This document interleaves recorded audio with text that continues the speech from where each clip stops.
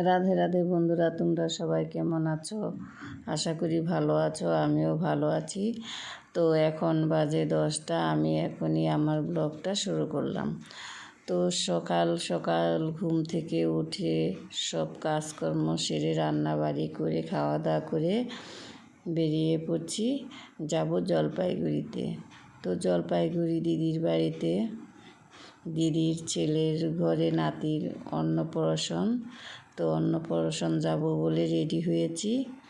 তো খুব বৃষ্টি হচ্ছে, দেখতেই তো পাচ্ছ বন্ধুরা, খুব বৃষ্টি। তো বৃষ্টির মধ্যে আমরা সবাই টোটোতে গিয়ে বসলাম। তো এত বৃষ্টি হচ্ছে আর কি বলবো। তো বৃষ্টির মধ্যেই বেরিয়ে পড়লাম, কি করব, বসে থাকলে দেরি হয়ে যাচ্ছে। তো সবাই টোটোতে করে যাচ্ছি। খুব বৃষ্টি হচ্ছে, দেখো বন্ধুরা, ওইদিকে সাদা হয়ে বৃষ্টি পড়ছে। তো এটা তিস্তা ব্রিজ, আমরা তিস্তা ব্রিজের উপর দিয়ে যাচ্ছি। তো আমাদের যেতে আধা ঘন্টার বেশি লাগবে। তো এবার বৃষ্টিটা একটু থেমেছে, তো যাচ্ছি। বৃষ্টির মধ্যে ভালোই লাগছিল। তো যেতে যেতেই বৃষ্টিটা থেমে গেল। তো খারাপ লাগেনি বৃষ্টির মধ্যে, খুব মজাও লেগেছে। সবাই খুব আনন্দ করে করে গিয়েছি। তো 2টা টোটোতে করে আমরা যাচ্ছি সবাই মিলে। তো দেখতেই তো পাচ্ছ বন্ধুরা, আমরা কতগুলো গিয়েছি। তো গিয়েই আমরা জল ভরতে যাব, সবাই অপেক্ষা করছে আমাদের জন্য, বসে আছে। তো বাড়িতে গিয়ে আবার দেখা হবে, দেখতে থাকো বন্ধুরা।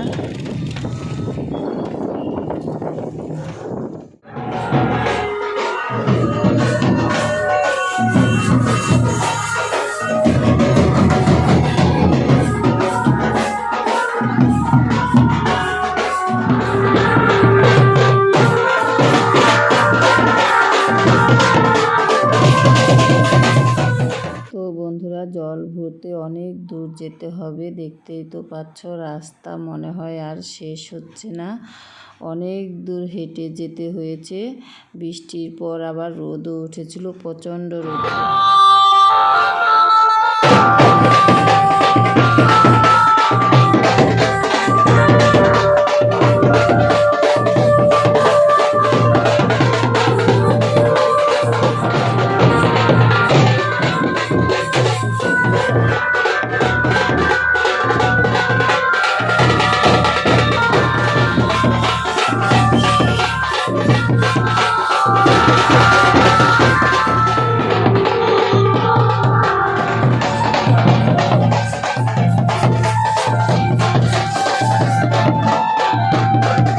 তো বন্ধুরা, বাড়িতে গিয়ে আর দেরি করিনি, সবাই রেডি হয়েছিল, অমনি বেরিয়ে পড়েছি জল ভরতে।